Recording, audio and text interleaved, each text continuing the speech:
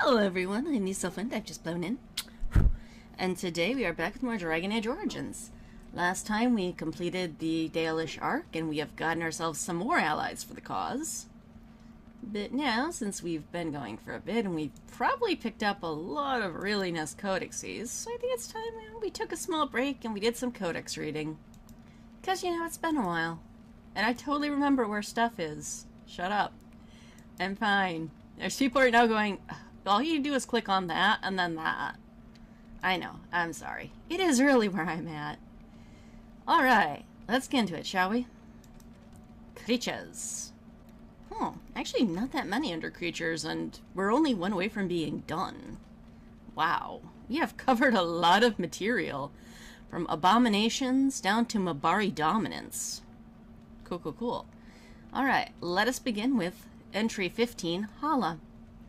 No creature is more revered by the Dalish than the Hala. No other animal has a god of its own. These white stags are much larger than ordinary deer, and the Dalish Hala keepers carve their antlers as they grow, making them curve into intricate designs. In ancient times, these stags bore elven knights into combat, but since the fall of the Dales, they are used less as mounts, and more to pull the Aravals. Until Inquisition, when you can have a Hala mount. Although I did not know the thing about keepers carving their horns. That's actually really interesting. It's a shame we don't get to see it in the camp of the Dalish, or anywhere else, actually. Oh well. Entry 29, Wild Sylvan. For demons crossing over into our world, mankind is not always the preferred prey. Good to know. Possessing humans means risky encounters with powerful mages and Templars. Very true. As well as other complications. Some demons find it far easier to seek out animals or even plants, assuming that these will make... Hello, kitty. Yeah, we've encountered that. Assuming that these will make as suitable a host as a human. Those that possess trees are known as wild sylvans. Aww. Magical abominations. How cute. Generally, only demons of rage, the weakest of the demon hierarchy, will become a sylvan.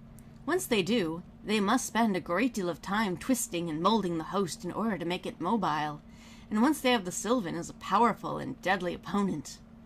Other, more intelligent spirits have also been known to become sylvans, and are generally much less violent, but these are rare. Hello, Ground Oak. I remember you. Because it hasn't been that long for Ulrika. It's literally probably the same day. Slow but immensely powerful. Wild sylvans prefer to lay in ambush, waiting for a victim to become lost, tired, or trapped before closing in for the kill. They hide among regular trees. I mean, we can't see the sylvans for the trees. Or the forest. Oh, these are the jokes, people. Nearly undetectable until they begin to move and to reach. Unless you know what you're looking for, then they kind of stand out like a sore thumb. When they do come to life, air quotes, some travelers say they stand tall, roots forming into legs and feet and branches stretching out into lashing arms. Yeah, they are kind of scary. When not presented with a living target, however, it has been noted that sylvans often fall into a form of dormancy, perhaps brought on by the nature of their tree host. While mobile, they normally return to wherever they were rooted once their prey has been killed. Vicious trees. For both these reasons, a forest that has sylvans within can become incredibly dangerous to pass through for very long periods of time. And we passed through several. Yay. Werewolf, Entry 30. Elgar'nan. He stood his ground. The fanged beast approached. He saw the rage within its eyes, the wolf that once was there. The sword he raised, merciful death be praised. To the Maker went his prayer. From the popular telling of Danon the Werewolf, a legend of Ferelden, circle 450 black. Yeah. Ferelden lore is full of instances where these creatures have plagued the countryside. Wolves possessed by rage demons and transformed into humanoid monsters with incredible speed and strength, able to spread a curse to those they bit that would drive mad and thinking fury. Yeah, not fun times. When in this enraged state, a human host can likewise become possessed and transformed into a feral wolf-like beast. Tales differ on these werewolves of human origin, some claiming that their transformation into a bestial form happens uncontrollably. Some claim the transformation is irreversible. As is often the case with demonic tales, both versions were most likely true at some point. The ability of normal dogs to detect a werewolf even when it is in human guise is what first led Falon'Dins to adopt dogs as indispensable companions. Aw, hear that, General? Even back in the day. In every farmhold, the alliance between humans and regular wolves is the subject of popular Falon'Din folktale, Dane and the Werewolf, of which we've just read a portion. The actual hero Dane led a crusade to eliminate the werewolf threat during the Black Age, and while werewolves have never assumed the same provenance since, there have still been reports of individual packs lurking in remote forests. Aww, I want to save them. In recent years, some have been reported to have developed an uncanny willpower and intelligence, though why this is so is still unknown. Because of the lady. It's my bet. Items. Ancient Elven Armor. Before the fall of Arlothon, even before Arlothon itself, the civilization of the elves stretched across all of Thedas like a great, indolent cat. This armor was made for Templar guard in time when the Creator still spoke to the elves.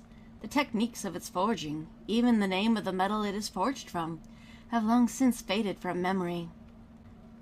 Okay, those armors we picked up sound like they should have been a lot more awesome than what they were, and sold for a lot more than what they sold for. Magic and religion. Yeah, there's a few here. Actually, scrolling down, not as much as one would think. Oh. Andruel, goddess of the hunt, entry 52. Hear me, sons and daughters of the people. I am sister of the moon, mother of the hares, lady of the hunt, Andruel. Remember my teachings. Remember the Vera Tanadhal, the way of 3 trees that I have given you. And scrolling. Vera San, the way of the arrow, be swift and silent. Strike true, do not waver. And let not your prey suffer, that is my way. Vera Barasan, the way of the bow. As the sapling bends, so must you. In yielding find resilience, in pliancy find strength. That is my way. Vir Adadhal, the way of the wood. Receive the gifts of the hunt with mindfulness. Respect the sacrifice of my children. Know that your passing shall nourish them in turn. That is my way. Remember the ways of the hunter, and I shall be with you. From the charge of Andruel, goddess of the hunt. Ghilan'nain, keeper of secrets. Ew. The twins, Falon'Din and Deratham, are the eldest of the children of Elgar'nan, the Allfather, and Mythal, the Protector. Plymouth has many children. Wait, what? Never mind. The brothers were inseparable from the moment of their conception, known for their great love for each other. That is why we often speak of Falon'Din in one breath and Durathon the next, for they cannot bear to be apart, not even in our tales. Okay. Maybe a little too close. When the world was young and the gods often walked the earth, and Falon'Din and Elgar'nan were no exception. Future knowledge! They were probably actually real people, or real elves at one point. Both were delighted by the many wonders of our earth. They played with the animals, whispered to the trees, and bathed in the lakes and streams. Their days were filled with bliss, and they did not know sorrow. Aww. So they had a pretty cushy life. And then one day, while passing through the forest, Falon'Din and Elgar'nan came across an old and sickly deer resting beneath a tree. "Why do you sit so, little sister?" asked Falon'Din. "Play with us," said Elgar'nan. "Alas," spoke the deer. "Really? We're doing talking animal time?" "I cannot. I am old, and although I wish to go to my rest, my legs can no longer carry me." Aww. Poor deer. Taking pity on the deer, Falon'Din gathered her up into his arms and carried her to her rest beyond the veil. Now I have so many questions. Because we will find out later, the veil was not always in place. So where exactly was Falon'Din taking the deer? Or is this some much larger plot? Anyway, Ghilan'nain tried to follow them, but the shifting gray paths beyond the veil would not let him. Separated for the first time from Falon'Din, Ghilan'nain wandered aimlessly till he came across two ravens. Caw! You are lost, and soon you will fade, the raven named Fear said to Ghilan'nain. Your brother has abandoned you. He no longer loves you, said the other, Deceit. I am not lost, said Falon'Din. I am not lost, and Falon'Din has not abandoned me, Ghilan'nain replied. He subdued the ravens and bade them carry him to Falon'Din. This they did, for they had been defeated, and they were now bound to Ghilan'nain's services. He got the animal familiars. When Ghilan'nain found Falon'Din, he found also the deer, who once again was light on her feet, for her spirit was released from her weakened body. So you could have just slayed the deer? Both Falon'Din and Ghilan'nain rejoiced to see this. Falon'Din vowed that he would remain to carry all the dead to their place beyond, just as he did with the deer, and Ghilan'nain stayed with him, for the twins cannot bear to be apart. Because individualism is for dummies. From the story of Falon'Din and Ghilan'nain, as told by Ghilan'nain, keeper of the Ralafiran clan of the Dalish Elves. Elgar'nan, god of vengeance. He should hang out with Hawkun. Long ago, when time itself was young, the only things in existence were the sun and the land. The sun, curious about the land, bowed his head to close her body, and Elgar'nan was born in the place where they touched. The sun and the land loved Elgar'nan greatly, and he was beautiful and clever. As a gift to Elgar'nan, the land brought forth great birds and beasts of sky and forest, and all manner of wonderful green things. Elgar'nan loved his mother's gifts and praised them highly, and walked amongst them often. 'Cause really, what else are you gonna do? The internet had not been invented yet. The sun, looking down upon her fruitful land, saw the joy that Elgar'nan took in her works, and grew jealous. Out of spite, he shone his face full upon the creatures the earth had created, and burned them all to ash. The land cracked and split from the bitterness and pain, and cried salt tears for the loss of all she had wrought. The pool of tears cried for the land became the ocean, and the cracks in her body the first rivers and streams. Yeah, elven lore is so happy. Elgar'nan was furious at what his father had done and vowed vengeance. He lifted himself to the sky, how? And wrestled the sun? Yeah, no. Determined to defeat him. They fought for an eternity. Well, if they're fighting for eternity, wouldn't it still be ongoing? And eventually the sun grew weak, while Elgar'nan's rage was undebated. Eventually Elgar'nan threw down the sun from the sky and buried him deep in the abyss created by the land's sorrow. With the sun gone, the world was covered in shadow, and all that remained in the sky were the remainders of Elgar'nan's battle with his father. Drops of the sun's lifeblood which twinkled and shimmered in the darkness. Yeah, elven lore is weird. From the tales of Elgar'nan the Sun, as told by Ghilan'nain, the keeper of the Ralafiran clan of the Dalish Elves.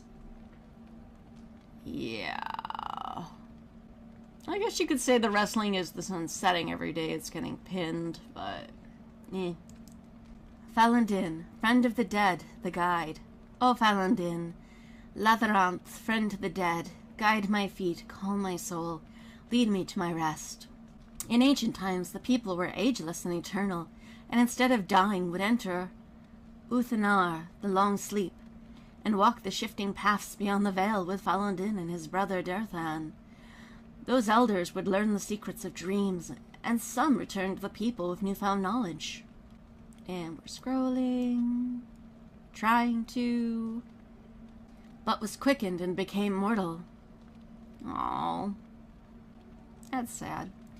Those people who passed walked with Falon'Din into the beyond and never returned. If they took counsel with Ghilan'nain on their passage, his wisdom was lost, for it went with them into the beyond also, and never came back to the people. Then Falon'Harel cursed the gods to be shut away. "Ho, Fenny, you naughty, naughty trickster wolf, you!" from us, and those who passed no longer had Falon'Din to guide them, and so we learned to lay our loved ones to rest with an oaken staff, to keep them from faltering along the paths, and a cedar branch to scatter the ravens named Fear and Deceit, who were once servants of Ghilan'nain, now without a master, as told by Ghilan'nain, keeper of the Ralafrin clan of Dalish elves. And meanwhile the Ever are just very confused, but how are their souls going to get to the lady if you keep the birds away? Fen'Harel, the Dreadwolf. That guy who in a few games is going to become a really big point of conversation. There is precious little we know about Fen'Harel, for they say he did not care for our people. Oh, wow, the Dalish get it wrong. Elgar'nan and Mathal created the world as we know it. Andrul taught us the ways of the hunter. And Celias and June gave us fire and crafting. But Fen'Harel kept to himself and plotted the betrayal of all the gods. Betrayal? Put into the sleep, throw up the veil. Potatoes, potatoes. And after the destruction of Arlathan, when the gods could no longer hear our prayers, it is said that Fen'Harel spent centuries in a far corner of the earth, giggling madly and hugging himself in glee. If anyone knows if there is fan art of this, I kind of want to see it. I really do. The legends say that before the fall of Arlathan, the gods we know and revere fought an endless war with others of their kind. There is not a Haharen among us who remembers these others. Only in dreams do we hear whispered the names of the Elgar'nan and Dinarthal and Aris, for they are the forgotten ones, the gods of terror and malice and spite and pestilence. So would these be the Tevinter old gods? I'm curious. In ancient times, only Fen'Harel could walk with that fear among both our gods and the forgotten ones. For although he is kin to the gods of the people, the forgotten ones knew his cunning ways and saw him as one of their own. He can lie with both crews. He's just that cool. And that is how Fen'Harel tricked them. A trick he would repeat later in life. Our gods saw him as a brother, and they trusted him when he said that they must keep to the heavens while he arranged a truce. And the Forgotten Ones trusted him also when he said he would arrange for the defeat of our gods. If only the Forgotten Ones would return to the abyss for a time. They trusted Fen'Harel, and they were all of them betrayed. Go figure. And Fen'Harel sealed them away so they could never walk among the people. From the tale of Fen'Harel's triumph, as told by Gershwell, keeper of the Ralafrin clan of the Dalish elves. Yeah, the Dalish get so much wrong in their own history. I don't know how much of this is because the Dalish just got information wrong, or the, air quotes, elven god pantheon just had facts so twisted that the misinformation got passed down as truth. Ghilan'nain, mother of the Hala. They say Ghilan'nain, however it's pronounced, was one of the people, and in the days of Arlathan, and the chosen of the Andrul, the huntress. She was very beautiful, with hair of snowy white and as graceful as a gazelle. How do you know what a gazelle is? I have so many questions. She kept always to Andrul's ways, and Andrul favored her above all others. 'Cause the gods are petty. I mean, play favorites. I mean, only elven. I mean, well, wait, what? Never mind. One day while hunting in the forest, Ghilan'nain came across a hunter she did not know. At his feet lay a hawk. Oh, poor bird. Shot through the heart by an arrow. Well, at least it was a quick death. Ghilan'nain was filled with rage, for the hawk, along with the hare, is an animal much beloved of Andrul. Ghilan'nain demanded that the hunter make an offering to Andrul in exchange for taking the life of one of her creatures. The hunter refused, and Ghilan'nain called upon the goddess to curse him, so that he could never again hunt and kill a living creature. Wow, that escalated quickly. Hello, random person I've never met before. Do my bidding. Girl, go away. Curse time! Yeah. The gods are mean. Ghilan'nain's curse took hold, and the hunter found that he was unable to hunt. His prey would dart out of sight, and his arrow would fly astray. His friends and family began to mock him for his impotence. For what use is a hunter who cannot hunt? As what happened to the other guy? Oh well. Ashamed, the hunter swore he would find Ghilan'nain and repay her for what she had done to him. 'Cause she kind of overreacted. I'm sorry, but no. We found Ghilan'nain while she was out on a hunt with her sisters and lured her away from them with lies and false words. I kind of want this little sentence expanded upon into a full story. He told Ghilan'nain that he had learned his lesson and begged her to come with him, so she could teach him to make a proper offering to Andruil. Wouldn't he already know how to do that? Moved by his plea, Ghilan'nain did the stupid choice. Ghilan'nain followed the hunter, and when they were away from all the sisters, the hunter turned to Ghilan'nain. He blinded her first, and then bound her as one would bind a kill, fresh from the hunt. But because he was cursed, the hunter could not kill her. Instead, he left her for dead in the forest. Cheery! And Ghilan'nain prayed to the gods for help.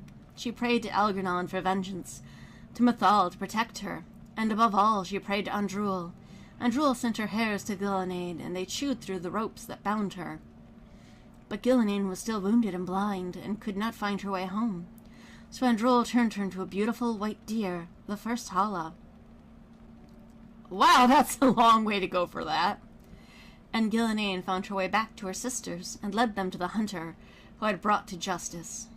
And since that day the Hall have guided the people, and have never led us astray, for they listened to the voice of Ghilan'nain, and all of her sisters were totally okay with Gilly being turned into a deer. Good times!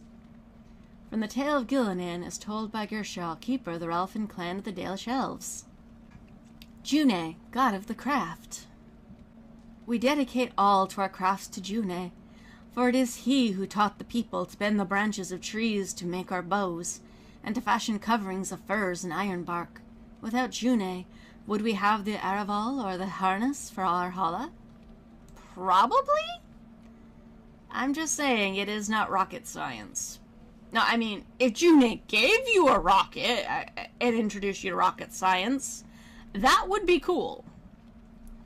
And if you believe the popular fan theory that June is Sandal, it might be possible. Because, yeah, he has some strange-ass powers, as we'll see in later games. When the people were young, we wandered the forest without purpose. We drank from the streams and ate the berries and nuts that we could find. We did not hunt, for we had no bows. You can hunt without bows.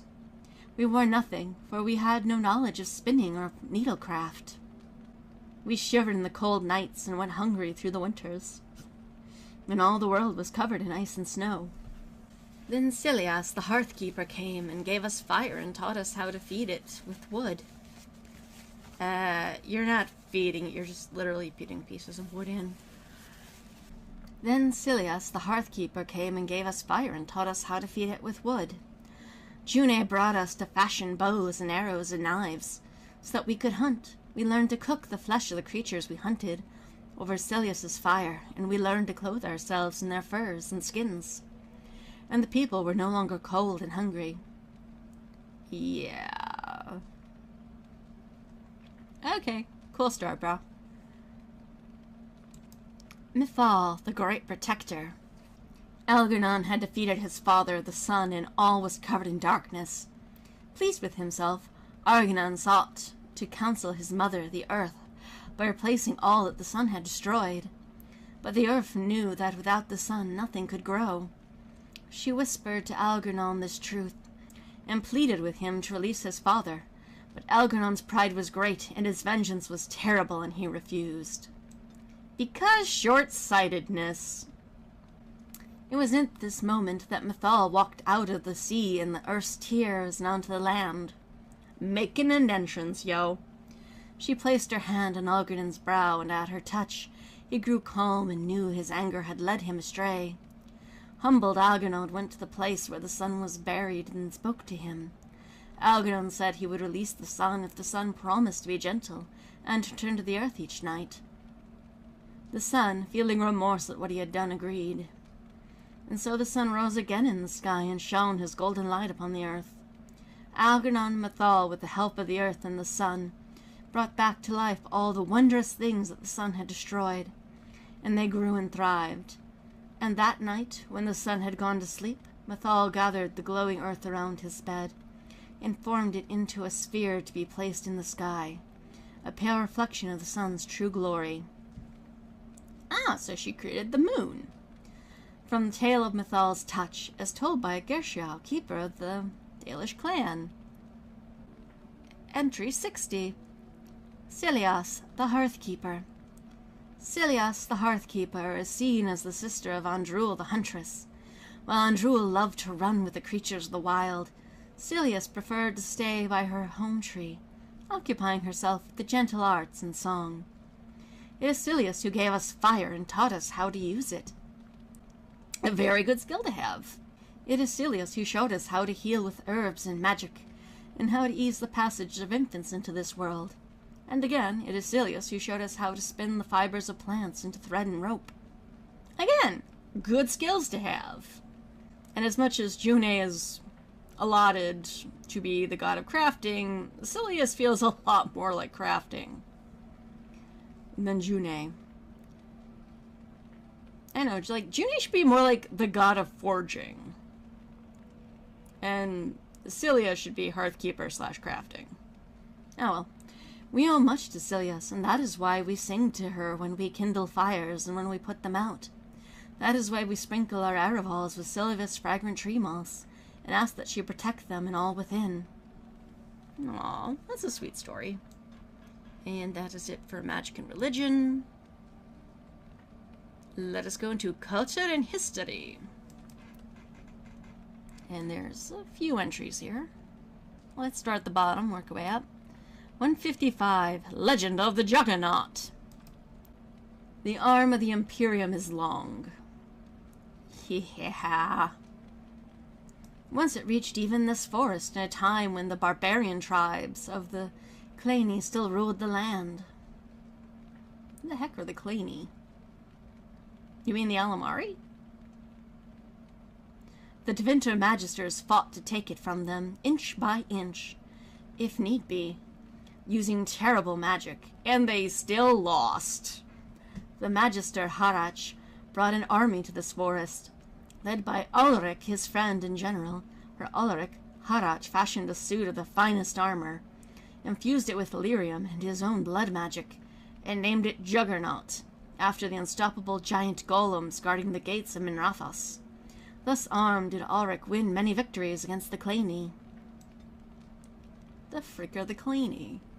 I don't remember them. When defeat came, it came from within. Ulrich's own lieutenants rose up against him, jealous of the favor he had curried with the Magisters, and eager to take the Juggernaut armor from him. Ulrich was slain, and as each successor gained the armor, the other lieutenants turned against him instead.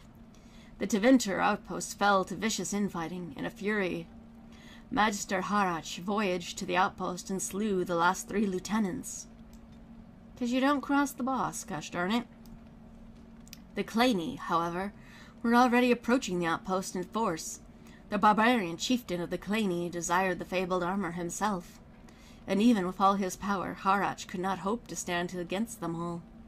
Instead, Harach used the last of his own life force to cast a spell of blood magic that bound demons to the bodies of the dead lieutenants, as well as Harach's own lifeless corpse. In other words, the revenants we fought. Those bound revenants hid the pieces of the Juggernaut armor, and although the barbarians sacked the outpost, the chieftain found neither the armor nor the revenants. No, 'cause we found them. In reality, they did not look very hard, 'cause we just kind of, went on our way and we found them.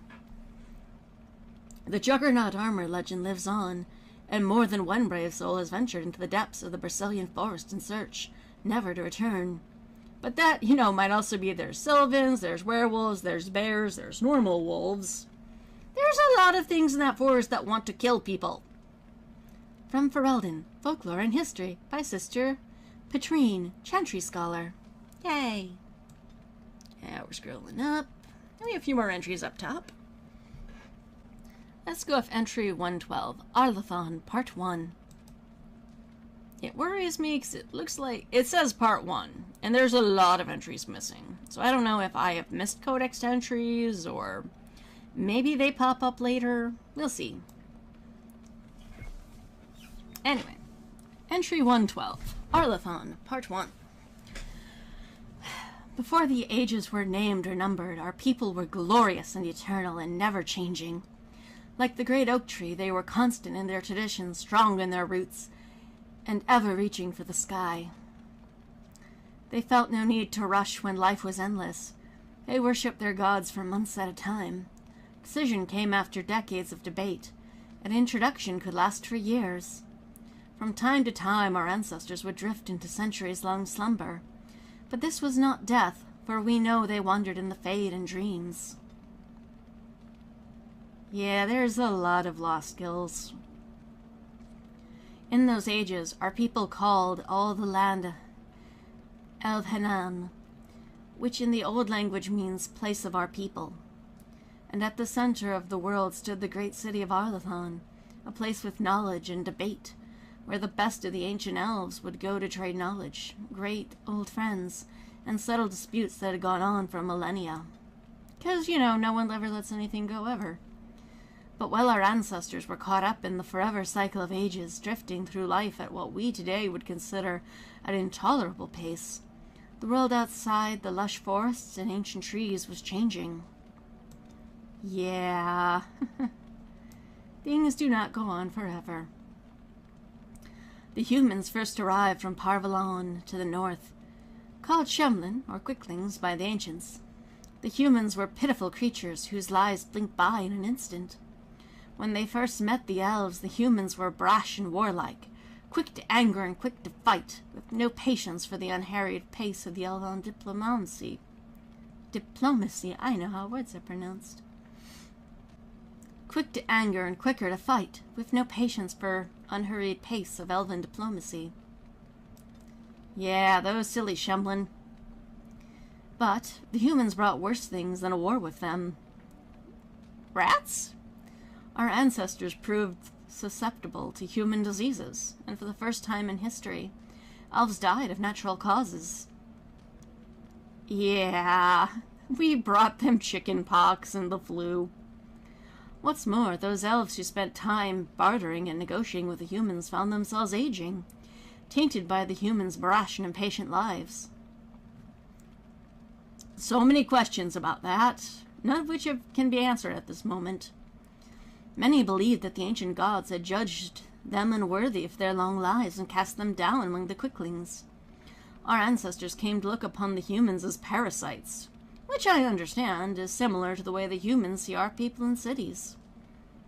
It's not invalid.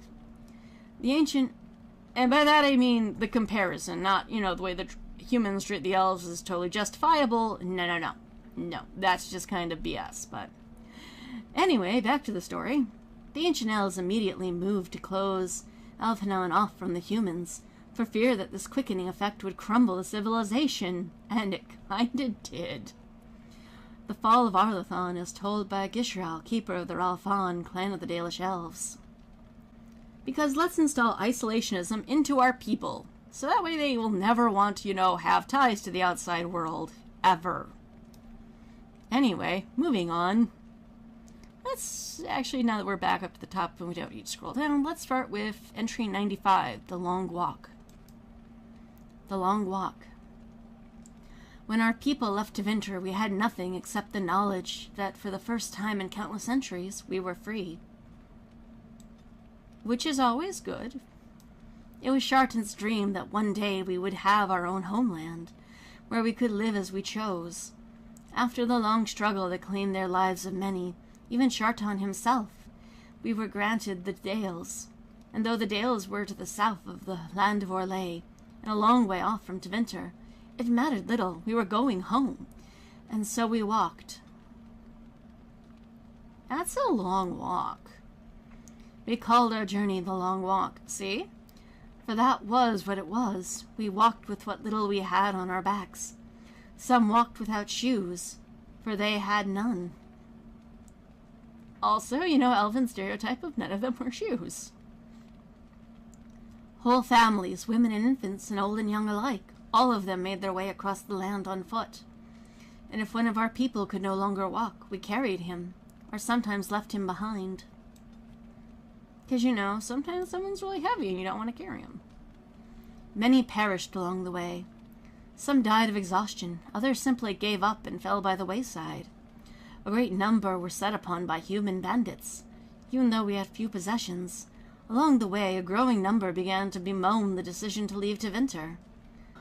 At least in Tevinter, they said, we had food and water and shelter, and slavery and rape and beatings. Wait, what? What do we have here? A brand new car? No, wait, cars haven't been invented yet. Nothing but the open sky and the prospect of the never-ending road ahead.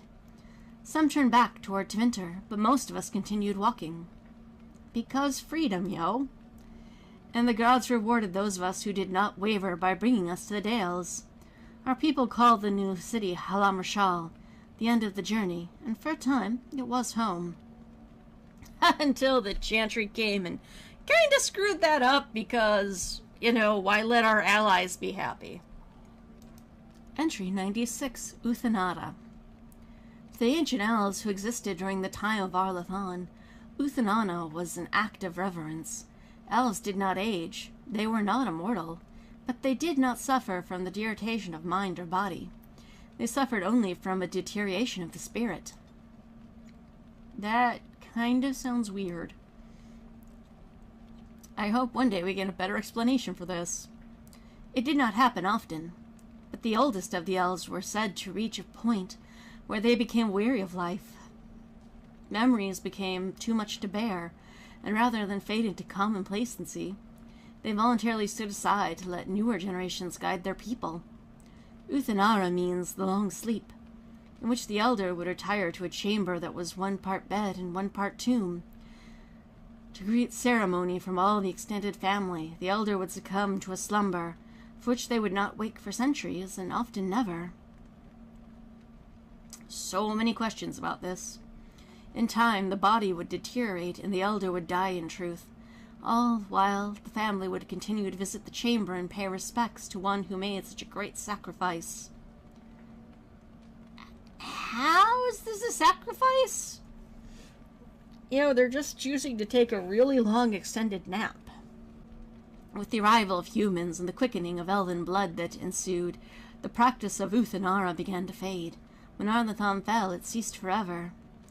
From what is passed by Hasandriel, Lord of Halamshriel 2-7, Glory. Valhasalin, Blood Writing. When the children of our people come of age, they earn the privilege of wearing Valsalin, the blood writing. It sets us apart from the Shemblin, and from the elves who have thrown in their lot with them. It reminds us that we will never again surrender to our traditions and beliefs. Well, again, future knowledge and what the Valsalin really is. You have kind of taken something really horrible and made it your own and not horrible. The ritual deserves great reverence, for one who is to gain the Valsalin must prepare by meditating on the gods and the ways of our people, and by purifying the body and skin. When the time comes, the keeper of the clan applies the blood writing.